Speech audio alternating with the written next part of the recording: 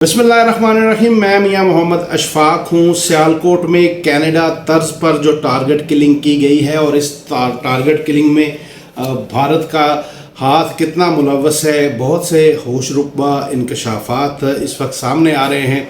और इसके अलावा क्या ये पहला वाक़या था जो सियालकोट और पाकिस्तान के दीगर इलाकों में पेश आया है, जिसमें भारत की जानिब से टारगेट किया गया है उनकी जानिब से उन लोगों को जो मुबैना तौर पर कश्मीर की तहरीक में ख़ासे सरगर्म थे।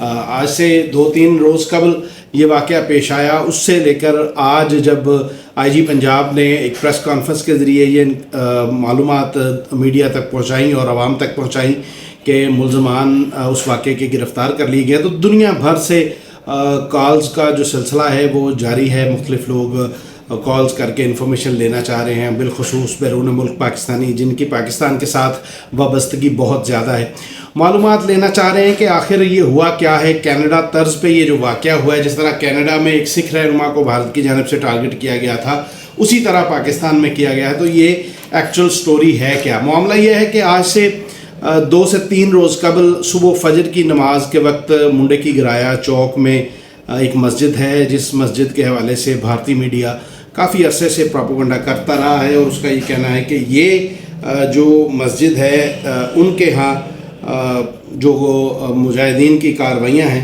उनमें मुलव्वस रही है। इस हवाले से भारत आलमी मीडिया पर और दुनिया में किसी जगह पर भी अपने सबूत तो फराहम नहीं कर सका, लेकिन मुसलसल पाकिस्तान के ख़िलाफ़ हर्जा सराई वो करता रहा है। गौरव आर्या का एक मशहूर व मारूफ जो शो है जो हर वक्त पाकिस्तान के ख़िलाफ़ बकड़ बकवास करता है, उसने भी इस हवाले से कुछ बात की थी। मैं आपको वो बात सुनाऊंगा, लेकिन साथ तज़किरा करूंगा कि क्या ये पहला वाक़या है और इस वाक़े में जो टारगेट किए गए लोग वो कौन थे। ये शाहिद लतीफ़ इनका नाम है और इनके साथ एक हाशिम नामी जो नौजवान था जो बताया जाता है कि इसका गन मैन था। तो शाहिद लतीफ़ के ऊपर पठानकोट के हवाले से भी भारत की जानिब से इल्ज़ामात लगाए जाते हैं कि पठानकोट में जो कार्रवाई हुई थी उसमें ये मुलव्वस था। उसके बाद ये कोई पहला वाक़या नहीं है। इस वाक़े की तफसील भी बताऊंगा, साथ आपको बताऊंगा कि कुछ और वाक़यात भी पाकिस्तान में टारगेट किलिंग के हुए हैं जो भारत की जानिब से किए गए हैं। तो मुबैना तौर पर इस वक्त जो हमारे पास हक़ाइक़ सामने आए हैं उनके मुताबिक 3 अशख़ास जो हैं वो आए थे और मोटरसाइकिल पर ये नौजवान आने के बाद इन्होंने एक शख्स बाहर रहा, 2 अफराद जो हैं वो मस्जिद के अंदर गए और सबसे पहले उन्होंने उसका जो गनमैन था हाशिम उसको टारगेट किया। बाद अज़ां शाहिद लतीफ़ को हमला करके जो है वो जाँ बहक कर दिया, शहीद कर दिया। मस्जिद में नमाज़ पढ़ते हुए अगर कोई भारतीय इमाम पर कोई शख्स भी अगर आता है तो यकीनन वो शहीद ही कहलाएगा। एक वहाँ पर मकामी जो शहरी है वो भी ज़ख्मी हुआ।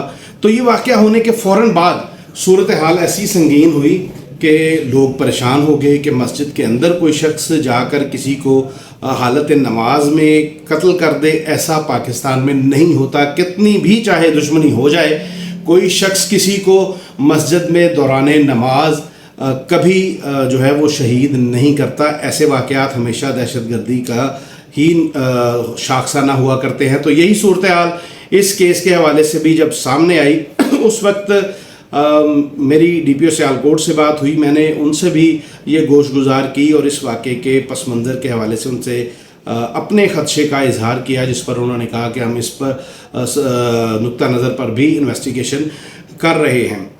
शहादत हो गई लोगों की। ये जो कत्ल करने वाले जो दहशतगर्द थे वो भाग गए। पुलिस ने पहले ही दिन और कानून नाफिज करने वालों ने ये क्रेडिट जाता है मेरे मुल्क के इदारों को, जिन्होंने पहले ही दिन इनको ना सिर्फ ट्रेस किया बल्कि गिरफ़्तार भी कर लिया और उसके बाद ये छुपाए रखा मीडिया से भी और दीगर लोगों से भी ताकि इसकी इन्वेस्टिगेशन हो सके। आज आईजी पंजाब ने इसकी मुकम्मल जो तफसील है वो बता दी है कि कौन लोग थे, इसके पीछे कौन से, मुल्क का नाम तो नहीं उन्होंने लिया, लेकिन ये यकीनी तौर पे हम जानते हैं कि इसमें भारत ही मुलव्वस है। ये मैं आपको गौरव आर्या का एक क्लिप सुनाने लगा हूँ जिसमें वो इसी शाहिद लतीफ़ के हवाले से क्या कह रहा है, ज़रा सुनिएगा। देख लीजिएगा, आप चेक कर लीजिए। सराफत लतीफ, मोर अमीनाबाद गुजरावाला पाकिस्तान में रहता है शाहिद लतीफ, पठानकोट के अटैक में मुलव्विस है। इसको डिपोर्ट करा गया था वागा के थ्रू, हमारी तरफ अटारी और आपकी तरफ वागा। 2009-2010 में 16 साल इंडियन जेल में इसने काटा है। और ये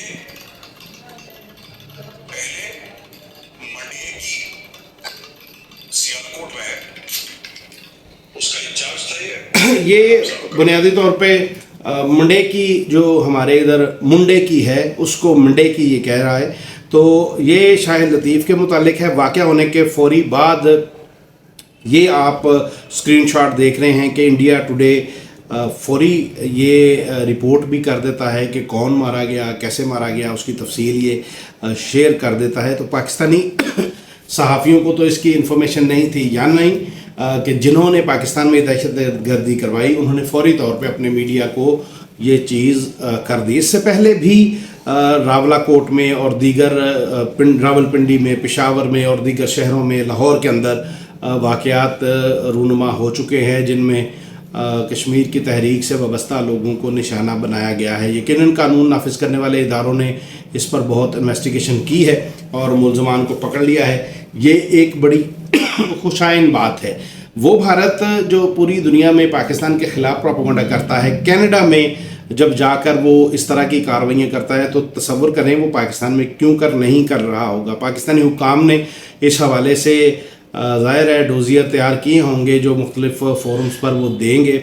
IG पंजाब साहब ने भी अपनी प्रेस कॉन्फ्रेंस में नाम तो नहीं लिया लेकिन इशारे से ये बात बता दी है कि इस तमाम सूरत हाल में कौन लोग मुलव्वस थे। तो पाकिस्तानी जिस वक्त हम मुकम्मल तौर पे भारत को उसकी हालत पे छोड़ के अपने मामलात में मसरूफ़ हैं, भारत जानबूझकर पाकिस्तान में ऐसे हालात पैदा करना चाह रहा है कि ना सिर्फ पाकिस्तान के अंदरूनी हालात जो है वो मसाइल का शिकार हों बल्कि पूरी दुनिया में साथ साथ उल्टा पाकिस्तान के ख़िलाफ़ प्रोपेगेंडा कर रहा है। तो हमारे जो आला हुक्काम हैं उन्हें इस बात पर गौर व फिक्र करने की ज़रूरत है कि क्यों कर हम दुश्मन को इतना मौका फ़राहम कर रहे हैं। मैं फिर खराज तहसीन पेश करूँगा अपने कानून नाफिज करने वाले इदारों को कि उन्होंने एक ही दिन में तमाम जो इसका चेन था वो सारा इन्होंने सॉर्ट आउट कर लिया। कौन कहाँ ठहरा, किस होटल में ठहरा,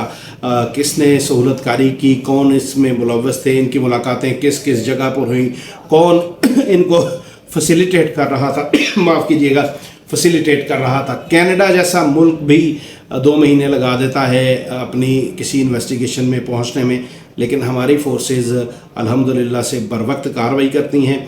कार्रवाई करके उन लोगों को ना सिर्फ ट्रेस आउट करती हैं, उनके डाटे को रिकवर करती हैं बल्कि मुलजमान को भी गिरफ़्तार कर लेती हैं। तो ये सूरत हाल जब दुश्मन हमारे सर पर खड़ा है पाकिस्तान के ख़िलाफ़, वो कोई मौका हाथ से ज़ाया नहीं होने देता जिसमें पाकिस्तान की जो है वो जग हसाई की जा सके।